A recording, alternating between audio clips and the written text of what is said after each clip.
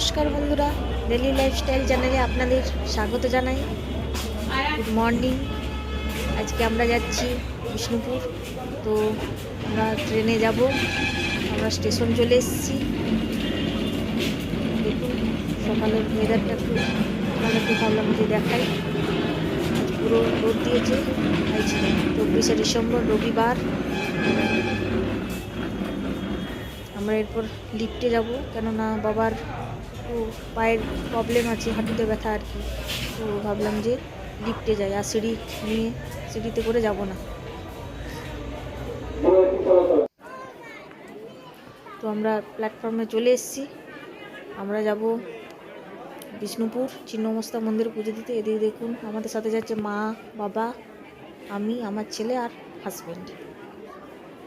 অনেক দিন ধরে আমাদের যাবার ইচ্ছা ছিল ছিন্নমস্তা মন্দিরে পুজো দেওয়ার, তো নানা কারণে সম্ভবই হয়নি। তো ভাবলাম যে এই 24শে ডিসেম্বর 25শে ডিসেম্বর দুদিন ছুটি আছে, তো ওই দুদিনের মধ্যে ঘুরে আসি। তো আমরা ট্রেন ধরার অপেক্ষায় আছি। এরপর আমরা ট্রেনে চেপে গেছি। এই দেখুন আজ ট্রেনে প্রচুর ভিড়। রবিবার হলে কি হবে, কেননা আজ টেট পরীক্ষা। এই দেখুন সবাই কত পড়াশোনা করছে। ওদের হয়তো বিষ্ণুপুর বা অন্য কোনো জায়গাতে সিট পড়েছে, তারা ট্রেনে যাচ্ছে। সবাই মন দিয়ে পড়তে যাচ্ছে। ট্রেনটা ভীষণই ভিড় ছিল।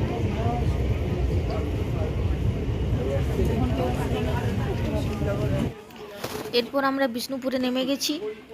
আপনারা দেখতেই পাচ্ছেন যে আমার ছেলে আর আমার মা লাগেজটা কেমনভাবে নিয়ে যাচ্ছে ওভারব্রিজ হয়ে। আর এই বিষ্ণুপুর স্টেশনটা কিছুটা বাঁকুড়া স্টেশনের মতনই দেখতে। মনে হবে যেন আমরা বাঁকুড়াতে নেমেছি, কিন্তু তা নয়।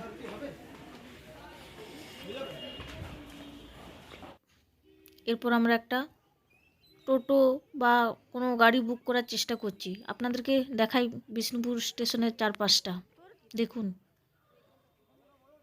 আর এদিকে আমার বাবা আস্তে আস্তে আসছে, কেননা পায়ের প্রবলেম আপনাদেরকে তো বলেইছি। তো আমরা একটা অটো করে নিলাম। এরপর আমরা সোজা ছিন্নমস্তা মন্দিরে যাব, গিয়ে সেখানে গিয়ে পুজো দেব।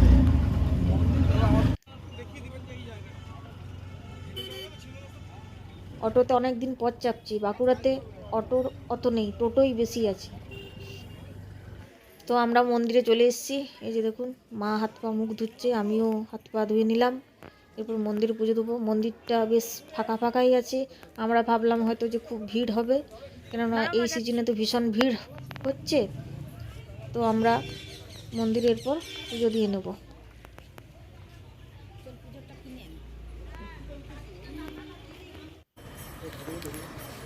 এই যে আমরা দোকানে পুজোর ডালি নিয়ে নিলাম, আমি আর মা। এরপর মন্দিরে যেয়ে পর পুজো দেবো।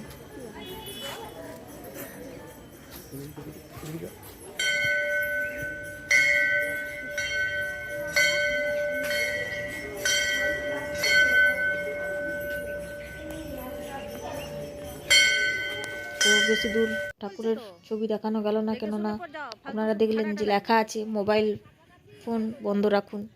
তো আমাদের ছিন্নমস্তা মন্দিরে পুজো দেওয়া হয়ে গেছে। আমরা তার কাছাকাছি একটা মাঠে চলে এসেছি, কেননা বাড়ির থেকে টিফিন করে এনেছি, কিছুটা পিকনিকের মতন আর কি, বাটোরা আর আলুর দম। তো আমরা বসে ভাবছি এখানে খেয়ে নেবো, খুব খিদে পেয়েছে, যেহেতু পুজো হয়ে গেছে আর কি। আর রোদটাও খুব সুন্দর দিয়েছে। আর এই মাঠটা দেখুন কত বড়। এখানে পিকনিক করা উপযুক্ত জায়গা। দেখুন অনেকে পিকনিকও করেছে, আর অনেক পিকনিক করতে এসছে।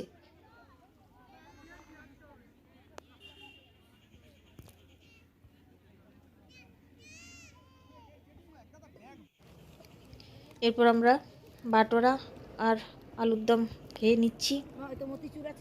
খুব খিদে পেয়েছে।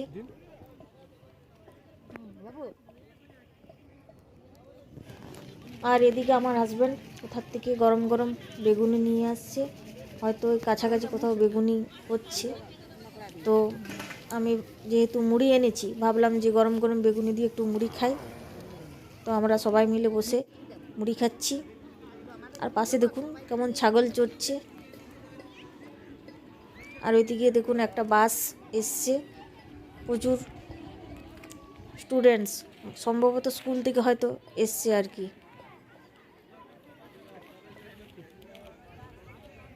দাদা তাকাও, পুরো সেই পিকনিকের মতন লাগছে, পিকনিক নয় সেমি পিকনিক। তো আমাদের খাওয়া দাওয়া হয়ে গেছে, এরপর আমরা মাঠ থেকে বেরিয়ে পড়ছি। ভাবছি যে বিষ্ণুপুর সেই যখন এসেছি একটু বিষ্ণুপুরের বিখ্যাত জায়গাগুলো ঘুরে যাই। তো আমরা একটা টোটো বুক করলাম, সেই টোটোওয়ালাই আমাদেরকে বিষ্ণুপুরের প্রথমেই ফার্স্টে রাস মন্দির নিয়ে যাবে। আমরা এখন রাস মন্দির যাচ্ছি।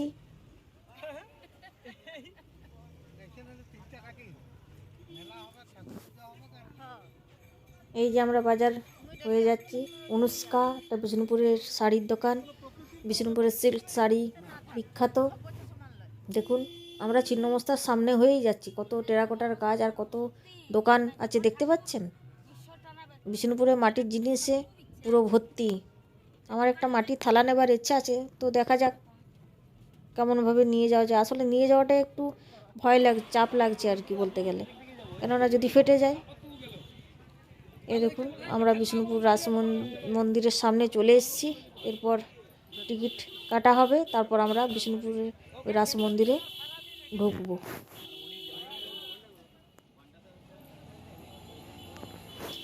তো এখানে বেটু দাঁড়িয়ে আছে আর আমার হাজব্যান্ড টিকিট কাটতে ঢুকেছে। দেখুন টিকিট কাউন্টারে কত ভিড়। আর দেখুন রাসমঞ্চের ছবিটা, দূর থেকেই রাসমঞ্চটা দেখতে ভালো লাগে আর কি, কিন্তু কাছে গেলে অতটা সুন্দর লাগছে না। আর আজকেও প্রচুর ভিড়। আর আমার বাবার তো হাঁটুতে একটু প্রবলেম আছে, আপনাদেরকে বললামই তো। আমার ছেলে দেখুন মানে আমার বাবাকে ধরে ধরে নিয়ে যাচ্ছে।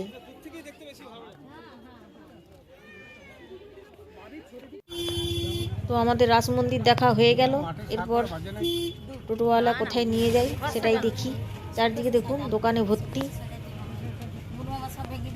যেখানেই যাচ্ছি সেখানে দেখছি প্রচুর দোকান, দু সাইড ভরা। আর এটা হচ্ছে গুমঘর।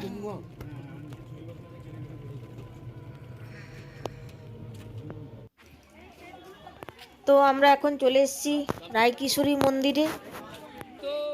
পুরো দেখুন বিষ্ণুপুরের মন্দির মানেই টেরাকোটার কাজ। তবে জানেন তো বিষ্ণুপুরের সব মন্দিরগুলোই প্রায় একই ধাঁচের। আর এখানেও দেখুন কত দোকান বসেছে, কত মানুষের ভিড়। এরপর আমরা চলে এসেছি রায়কিশোরী মন্দির দেখে, এরপর আমরা চলে এলাম জোড়বাংলো মন্দির। এটাও প্রায় রায়কিশোরী মন্দিরের মতনই দেখতে। এখানেও দেখুন কত দোকান বসেছে।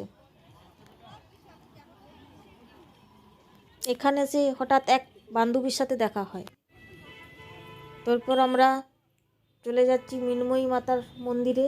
এখানে শুনেছি নাকি ভোগ খাওয়া হয়। তো এখানে জানেন তো ছবি অ্যালাউ নেই, নাহলে আপনাদেরকে দেখাতাম। এখানে টোকেন কাটা হয়, এখানে সুন্দর ভোগ পাওয়া যায় মায়ের। আর এখানে দেখুন বড়গাছটা কি সুন্দর। এখানে কত কি জিনিস মন্দিরের ভেতর বিক্রি হচ্ছে।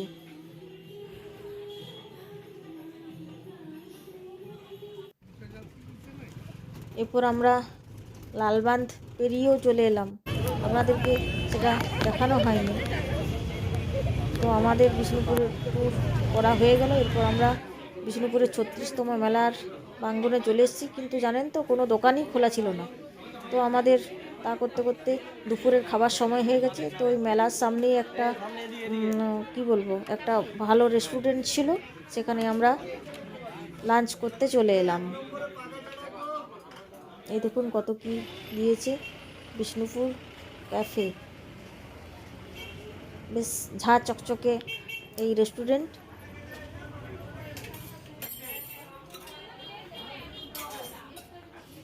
এখানে প্রচুর ভিড়, সবাই মেলা দেখতে এসছে। তো সবাই মেলা দেখতে এসে এখানেই শুনেছি খায়, যেহেতু মেলার কাছাকাছি এই রেস্টুরেন্টেই সামনে। তো আমার ছেলে খাচ্ছে, আমারও খাওয়া হয়ে গেছে, আমার হাজব্যান্ডেরও খাওয়া হয়ে গেছে। এরপর আমরা চলে এলাম মাঠে, কিন্তু দেখছি যে কোথাও দোকান খোলা নেই। দোকান খুলবে মোটামুটি প্রায় 5টার সময়। আর এখানেই আজকে যদুবর্ত মঞ্চে কৌশিকী চক্রবর্তী গান করবে। তো আমার হাজব্যান্ড সেই প্রোগ্রামটা দেখবে। এই যে দেখুন একে একে 1-2টি দোকান খুলছে, কিন্তু আমরা আর বেশিক্ষণ থাকবো না, আমরা এরপর বাড়ি চলে যাব। सब चले जाएंगे, अकेले कर लेंगे सब। शायरी लिख भी लेंगे, बजा भी लेंगे, गा भी लेंगे और सारे तो गाने भी लेंगे। করছিলাম